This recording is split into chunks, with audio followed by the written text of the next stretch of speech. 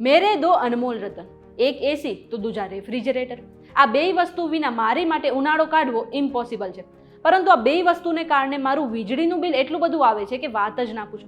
હવે ઉનાળામાં ફ્રીજમાં રાખેલ ખોરાક બગડી ન જાય અથવા તો પાણી ઠંડુ મળતું રહે એ માટે જો તમે પણ મારી જેમ ફૂલ સ્પીડે ફ્રીજનો ઉપયોગ કરો છો તો આજથી જ બંધ કરી દો। આમ કરવાથી વીજળીનું બિલ ઘણું વધારે આવે છે। હવે પ્રશ્ન એ થાય કે ફ્રીજને કેટલા ટેમ્પરેચર અથવા તો કયા નંબર પર સેટ કરવું જોઈએ? તો આ જવાબ જાણવા માટે આ વિડીયો જોઈ લો।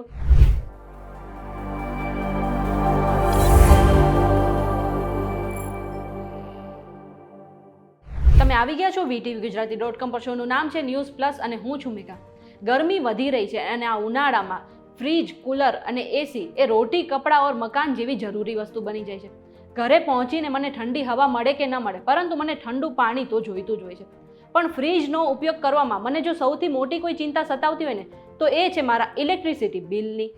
ફ્રીજનો ઉપયોગ આપણે ત્રણેય ઋતુમાં કરતા હોય છે અને તેનો સૌથી વધારે ઉપયોગ આપણે ઉનાળામાં કરતા હોય છે। હવે આ ગરમીની સિઝનમાં આપણે ફ્રીજમાં મૂકેલી વસ્તુ ફટાફટ ઠંડી થાય એ માટે ઘણી વખત ફ્રીજનું ટેમ્પરેચર ફૂલ સ્પીડે કરી દેતા હોય છે, પરંતુ એવું ના કરવું જોઈએ। હવે ગરમીમાં ફ્રીજનું ટેમ્પરેચર કેટલું રાખવું જેથી કરીને વીજળીનું બિલ ઓછું આવે, આ માટે હું તમને થોડી ટિપ્સ જણાવીશ। હવે અત્યારે માર્કેટમાં જેટલા રેફ્રિજરેટર્સ આવી ગયા છે એ એકદમ હાઈટેક હોય છે અને જો તમે પણ ઉનાળામાં ફ્રીજનો ઉપયોગ કરી રહ્યા છો તો તમારા ફ્રીજમાં સમર મોડ એક્ટિવ કરી દો।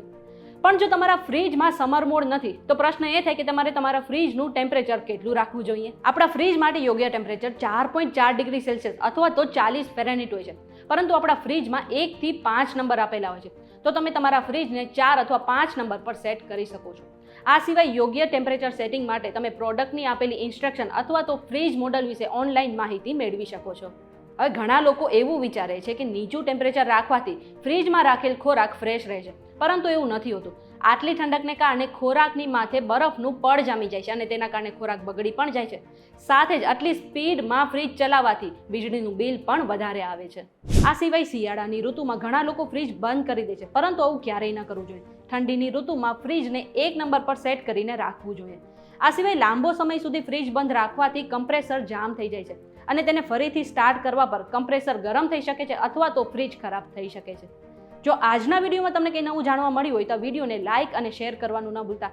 સાથે જ આવી અવનવી માહિતી માટે VTV Gujarati.com ને સબસ્ક્રાઇબ કરી લો। આ સિવાય દેશ દુનિયાના સમાચાર મેળવવા માટે અમારી WhatsApp ચેનલ ફોલો કરી લો, જેની લિંક તમને ડિસ્ક્રિપ્શનમાં મળી જશે।